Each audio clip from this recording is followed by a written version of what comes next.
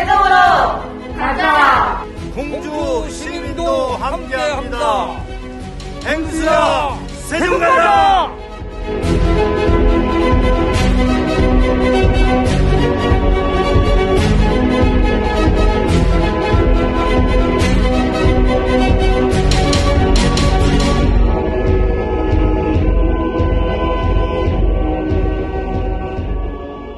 구독과 좋아요 꾹꾹 많이 많이 눌러주세요.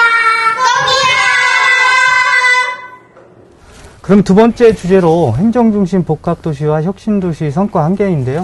이 부분도 국가균형 발전 차원에서 아주 중요한 부분일 수도 있겠지만 양해를 해주신다면 이 부분은 좀 짧게 이렇게 언급을 하시고 세 번째, 네 번째 주제 위주로 토론을 하는 것으로 하겠습니다.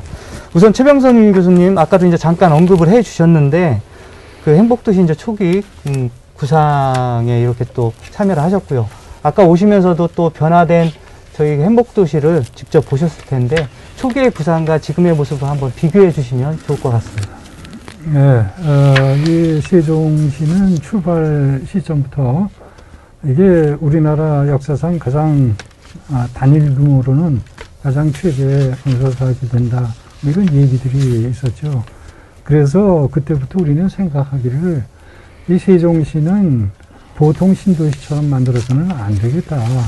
우리나라 신도시 엄청나게 만들어졌는데 그런 신도시 중에서 외국에 내놓을 만한 그런 신도시가 하나도 없다라는 거예요.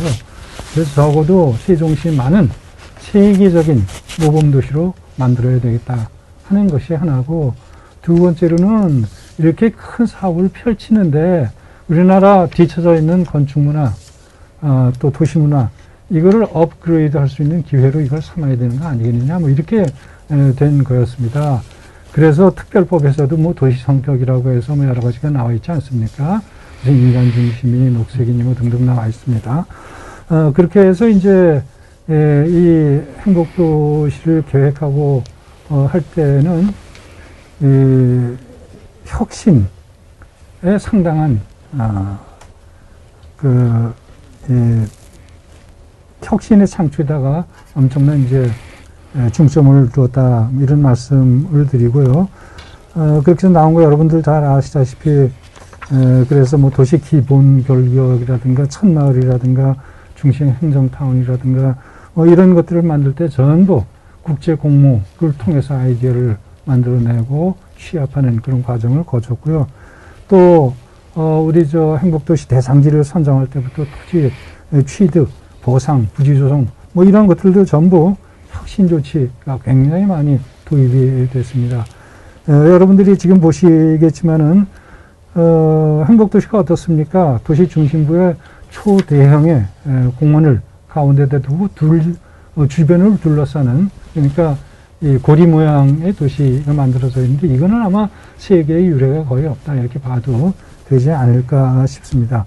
그런가 하면 도보, 자전거, BRT 이런 그 녹색 교통 중심의 이게 미래지향적인 도시 교통이라고 보통 이야기하는 건데 그런 시스템을 도입을 했고요. 도시 면적의 절반 이상이 녹색으로 지금 덮여 있지 않습니까?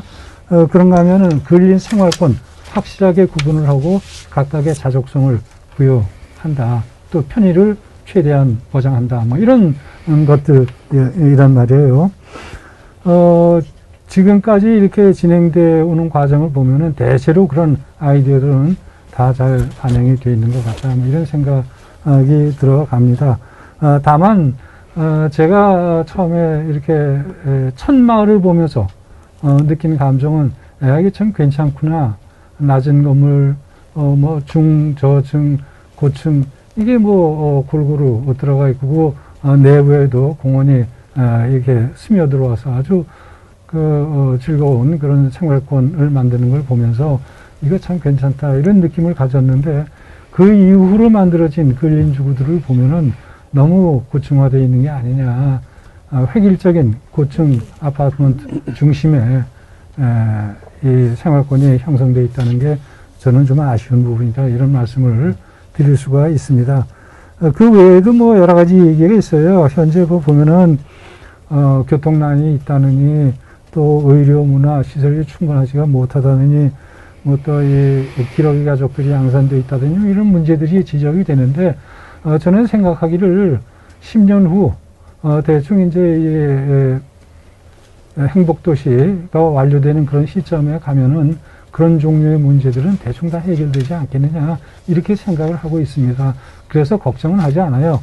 다만 이제 이 행복도시 주변 지역에 약간의 난개발이 이루어지고 있는데 그런 문제라든가 이 행복도시와 주변 구연기군 지역 간의 어떤 이중구조에 대한 문제, 격차에 관한 문제, 이런 문제들은 앞으로 좀 개선돼야 될 문제다 이렇게 생각을 하고 있습니다. 전체적으로 봐서는 어쨌든 원래의 구도가 그런대로 상당 부분 잘 지켜지고 있다 이런 생각을 하고 있습니다. 네, 강효수 원장님, 그 국가균형발전 정책의 핵심은 행복도시와 이제 혁신도시라고 할 수 있는데요. 이 부분과 관련해서 좀 평가를 한번 해주시는 것으로 하고 그 성과와 한계는 어떠했는지 좀 말씀해 주시면 고맙겠습니다. 사실 노무현 대통령께서 이 행정 수도를 하게 되면은 우리 충청권과 세종시만 잘 사는 게 아니냐. 그러려면 전국을 잘 살게 하기 위해서는 그럼 어떻게 해야 되느냐 해서 나온 게 이제 혁신도시입니다. 그래서 세종시는 중앙 부처들이 왔고 혁신도시에는 공공기관들이 왔는데 어쨌든 뭐 성과라고 한다면은 해방 이후 지금까지 수도권으로는 인구가 유입만 됐습니다. 항상 수도권에서 인구가 늘어났고 우리 이춘희 시장님이 아까 모두에 말씀하신 것처럼 서울은 10,000원이다라는 소설이 나올 때 350만이었는데 지금 1,000만이 됐듯이 서울만 1,000만입니다. 수도권 다 합하면 2,500만인데 항상 수도권으로 인구가 늘다가 이 세종시와 혁신도시가 만들어지고 나서 공공기관과 종사자들이 이제 이전하면서 처음으로 해방 이후 처음으로 2013년부터 2017년까지 수도권 인구가 줄어들기 시작합니다. 그래서 제법 효과가 있다고 생각을 했는데 딱 그때까지입니다.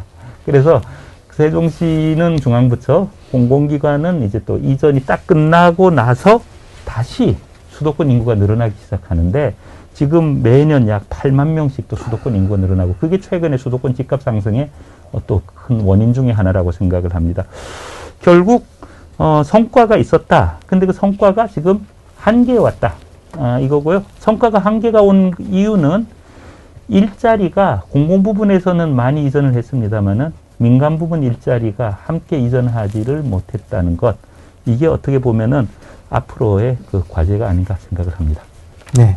혁신도시와 관련해서는 어쨌든 대전 충남 같은 경우는 세종시 건설로 인해서 혁신도시에서 소외되었다가 마침 고맙게도 지난해 추가 혁신도시로 이제 지정이 되었는데요. 그 추가 지정된 혁신도시 그 배경과 지금 경과는 어떠한지 이상근 대표님 말씀 부탁드리겠습니다. 말씀드리겠습니다.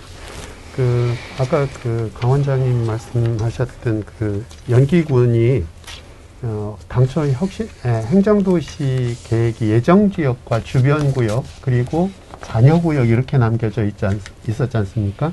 그래서 이제 혁신도시 행정수도가 무산이 되면서 대안으로 만들어진 행정중심 복합도시로 접어들면서 사실은 세종시가 세계적 명품 도시라는 그 이전에 그런 뭔가 좀 이 깃발을 슬그머니 내리고 지금 다시 한번 세종시가 어디에 내놔도 세계적 명품 도시라고 할 수 있는 것인가에 대해서 약간 좀 의구심이 있다는 생각이 듭니다. 그것이 이제 신행정 수도로 다시 가면서 진행하면서 세계적 명품 도시 당초 건설하고자 했던 그런 비전을 좀 실현시킬 수 있는 방안에 대한 고민도 좀 같이 해주셨으면 좋겠다는 말씀과 함께 지금 이제 어쨌든 충남도는 당시에 이 연기군과 공주의 2개면 21개리를 세종시에 편입을 했거든요.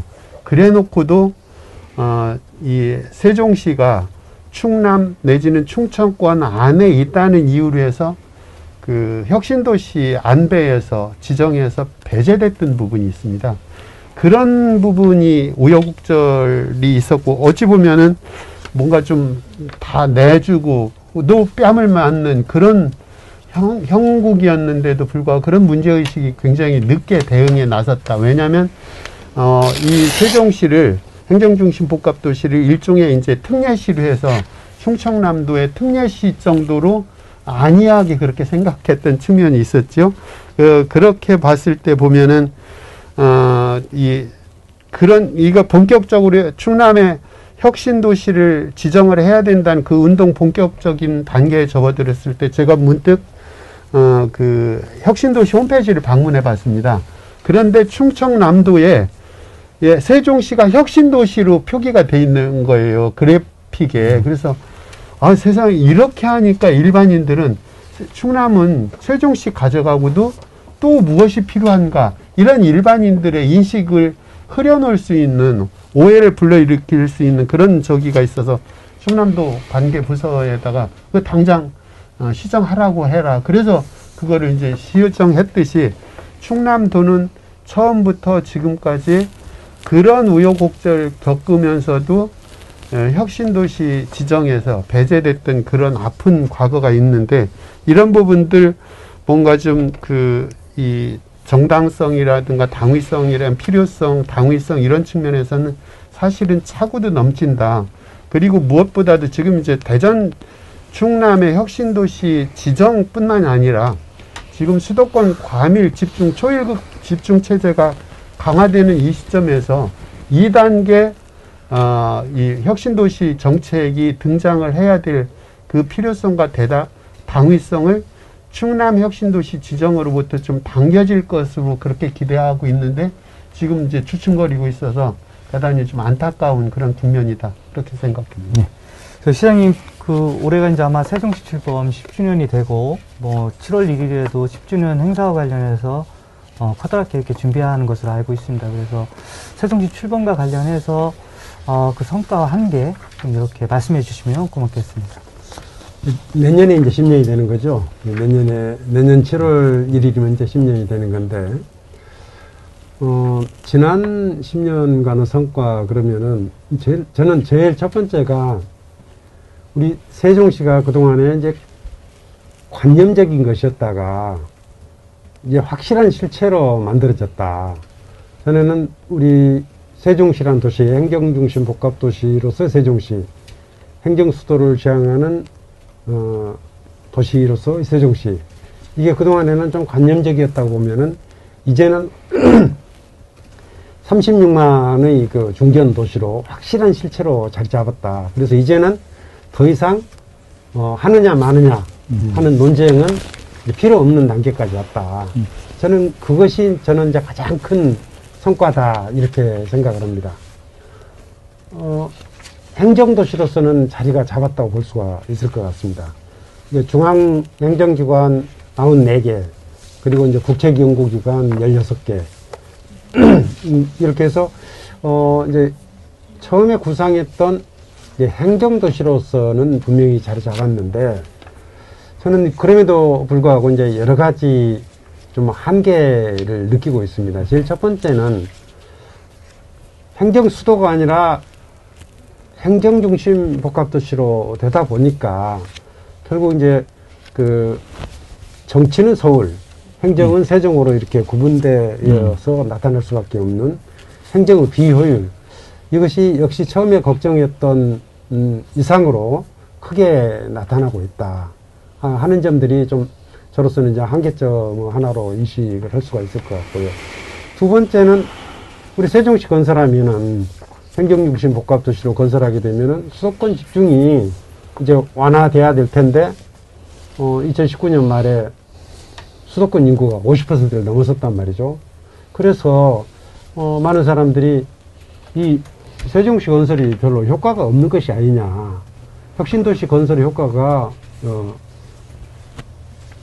별로 없는 것 아니냐 하는 그런 쪽으로 이제 얘기를 하는 분들이 많은데, 실은 그게 아니라, 그 효과가 없는 게 아니라 효과가 작아서 문제다. 왜 효과가 작았느냐? 제대로 안 해서 작은 거다. 그런 얘기죠.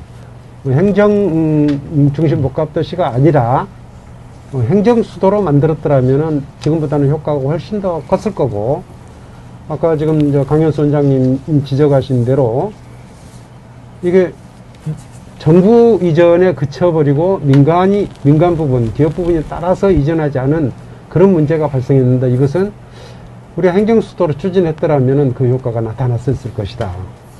혁신도시의 경우에도 마찬가지로 처음에 1차 이전을 했는데 그 후에 그 정신에 따르면은 새로운 공공기관을 만들더라도 수도권에 만들지 말고 지방에 만들었어야 되는데 그 후에 많은 공공기관이 수도권에 만들어졌고 수도권에 굳이 있지 않아도 될 공공기관이 그 2단계 이전을 하지 않음으로써 여전히 수도권에 있고 그래서 행정도시, 혁신도시가 효과가 없는 것이 아니라 제대로 하지 않았기 때문에 효과가 부족한 것이고 결국 그 한계를 극복하는 것은 원래 생각했던 대로 행정중심 복합도시가 아니라 행정수도로 가야 될 것이고 혁신도시로 본래 취지를 살릴 수 있도록 수도권에 남아있는